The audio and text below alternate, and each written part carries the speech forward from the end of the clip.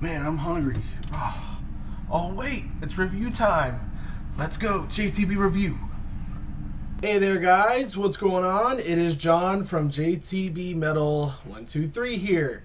We are going to be reviewing Avenged Sevenfold, the discography. It was requested by one of you followers, subscribers. If I kind of seem a little off during this review, it's because I've literally stayed up all night. I literally just could not sleep. And so I had to prepare myself and get all my notes ready and get everything ready to do this review. So we're going to go ahead and get this started, get it on the road, and we're going to start with sounding the seventh trumpet. And before I start this, I just want to note a few things, a little personal, just a little personal side notes. Number one is I've never been a real big fan of Avenged Sevenfold. I never really could get into the vocals, really.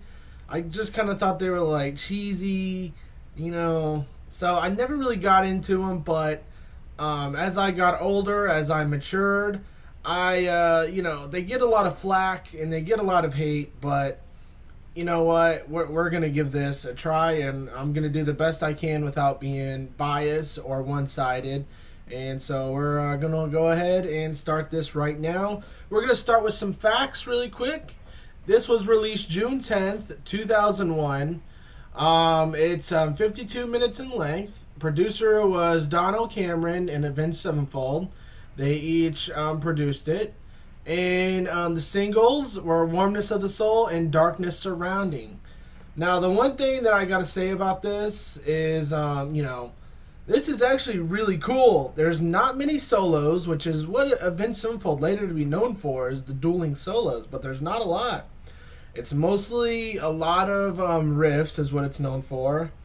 And vocally, what I thought was a really good mix between clean and screaming vocals, which I thought were really cool. And you can obviously tell there's a lot of influence in this record. You can tell there's a lot of punk influence, especially on this one. You can just hear it. But Warmness of the Soul is definitely my favorite song on here. It's sad, it's different, it's cool, and I believe it's a masterpiece. It's the one song on here that is a complete 10. I love that song.